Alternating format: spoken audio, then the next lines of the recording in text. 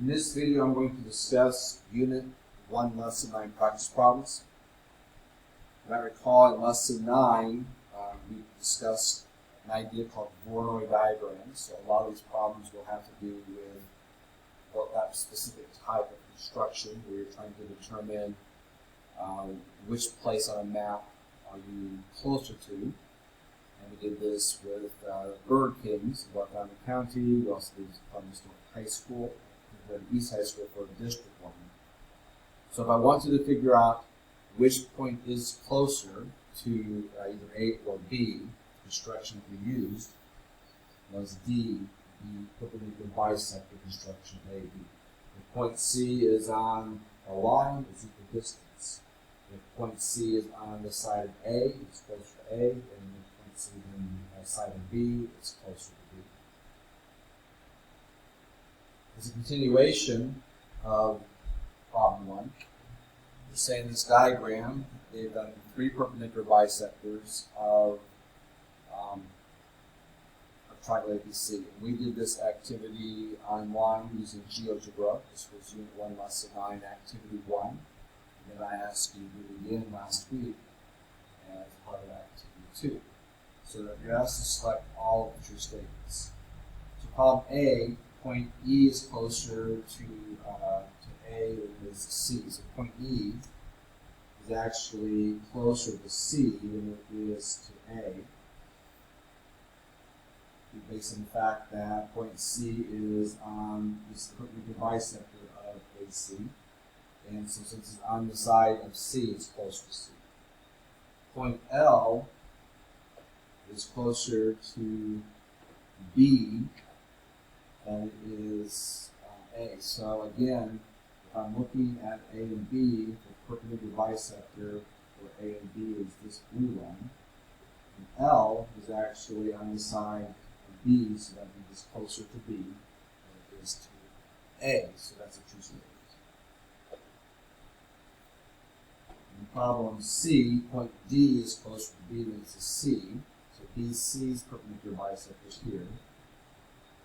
And point D is actually on the perpendicular bisector, which means it's the same distance to both B and C, so this is a false statement. Problem D says that point J is closer to point A than it is to B and C. And actually, point J is actually where all 3 perpendicular bisectors meet, so it is actually equal distance to all 3 points. So D would also be a false statement. In problem E, point K is closer to point C than it is to A or B. So point K, which is over here, is definitely closer to C when you compare it to the distance to A and B. And that would be based on the fact that AC's perpendicular bisector is L, and it's on the C side, and K is on the perpendicular bisector of BC, which is in blue. K is also on the C side. So this actually represents the region of all the places that are closer to point C. So E is a true statement.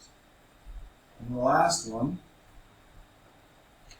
L is closer to C than it is to A or B. So L, for example, actually is on the perpendicular bisector, which means L is actually equal distant to both A and B. And because it is on L's on this side of the perpendicular bisector BC, L is actually closer to B than it is to C because it's on the left side of the perpendicular bisector of BC. So this is a false statement. You go back and replay that again to listen to the reasoning before moving on. Please do that. All right, so problem 4, which construction can be used to construct an isosceles triangle ABC given to line 7 AB? This actually was on your test, at least one way to do it. So one way of doing this is to construct a perpendicular bisector of AB. And if you do that, at any point on the perpendicular bisector back to A and B will be equal distance. So in other words, it will create an isosceles triangle. So we're going to construct the perpendicular bisector, and mark any point on the perpendicular bisector except for the midpoint. Because if I select the midpoint, then there's no triangle. So that would be answer D.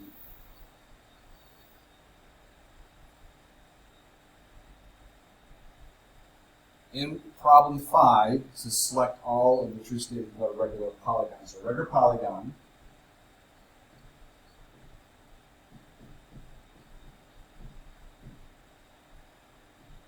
is a polygon with all sides equal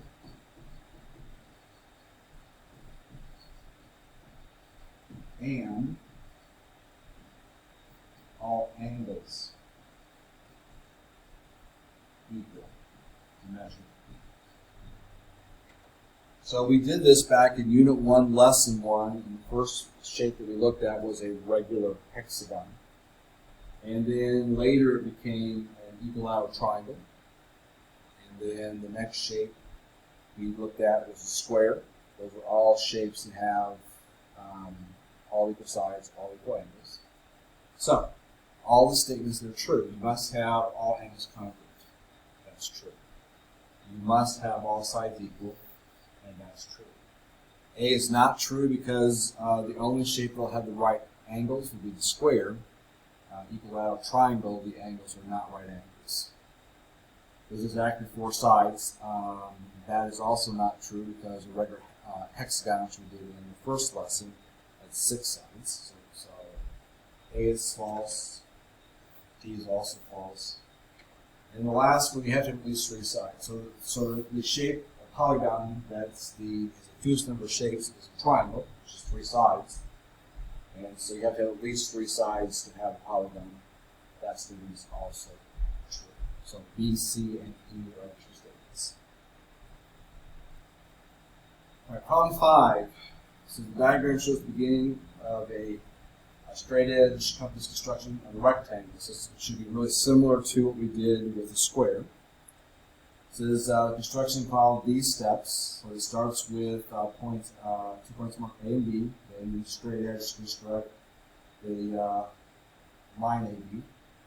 Then use a previous construction to construct the perpendicular line to AB through A, and then do the same thing through B.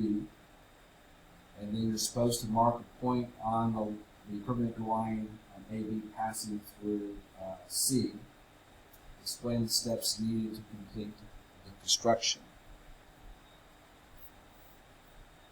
I'm going to offer 2 constructions, 2 possibilities. We can always construct a circle around where point C is the center of the circle, and then construct a using this point here as D and this point here as E. We can construct the perpendicular bisector of DE. And if we did that, that means we would have a perpendicular line through point C, and where that point intersects the line going through B, that would be the 4th point of the rectangle. And we just connect CD to create the rectangle ABDC. So perpendicular line construction through a point C to get the other point.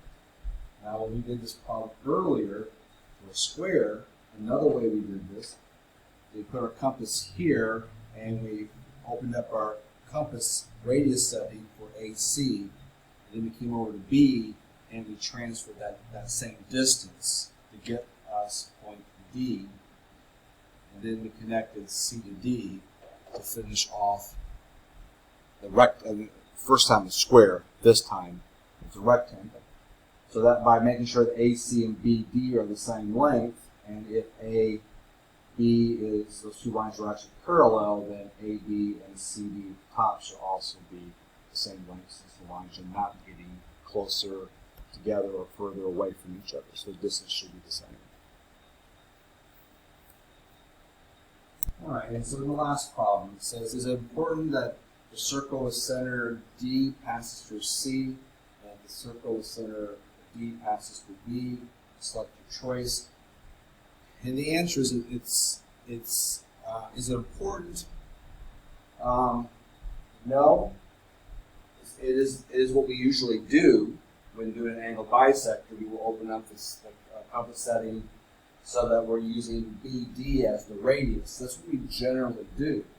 But if I take you back to the Burger King problem that we did, sometimes in constructing the circles, they are so large that sometimes the circles will fall off the paper.